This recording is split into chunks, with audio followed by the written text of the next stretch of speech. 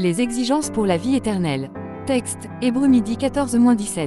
Verset clé, recherchez la paix avec tous, et la sanctification, sans laquelle personne ne verra le Seigneur. Hébreux midi 14. Un rabbin polonais a eu une discussion mémorable avec des visiteurs au sujet de son domicile peu meublé.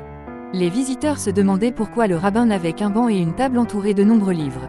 Ils ont demandé ce qu'il était advenu des meubles du rabbin, auquel il a répondu par une autre question, où sont les meubles du visiteur? Le visiteur a rappelé au rabbin qu'il était un visiteur de passage, ce à quoi le rabbin a répondu, moi aussi. La leçon de cet échange est que nous sommes tous des visiteurs sur terre. Bientôt, nous retournerons tous dans notre demeure éternelle. Notre texte souligne la nécessité d'adopter la droiture et la pureté de cœur comme condition préalable pour résider dans la demeure éternelle et sacrée de Dieu.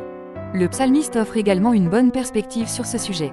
Dans le psaume 24, il pose la question essentielle sur les lèvres de chacun et, par inspiration divine, donne la seule réponse parfaite. La question est, qui parviendra au ciel?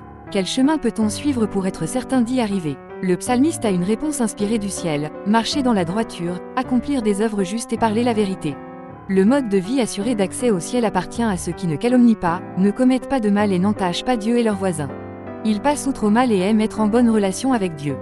James Packer, dans ses réflexions quotidiennes classiques pour connaître Dieu, Votre Père vous aime, Harold Shaw Publishers, 1996, cite un théologien qui a décrit le ciel comme « une région inconnue avec un habitant bien connu ». Oui, personne ici sur terre n'a vécu au ciel sauf Jésus-Christ et ceux à qui Dieu a donné des révélations. Bien que le ciel soit véritablement inconnu de l'homme, nous pouvons affirmer, selon les paroles des Écritures, que personne n'y parvient sans les conditions préalables de la triade divine de paix, pureté et pouvoir obtenables ici sur terre. Nous devons établir une relation pacifique avec Dieu en nous repentant de nos péchés et en acceptant Jésus-Christ comme Seigneur et Sauveur. Ensuite, nous maintenons des relations pacifiques avec les autres, suivies de la poursuite de la sainteté.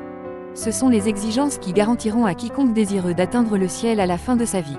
Pensée du jour. Il faut une pureté de cœur pour marcher sur le chemin du ciel. La Bible en 1 ans. Matthieu 10-11.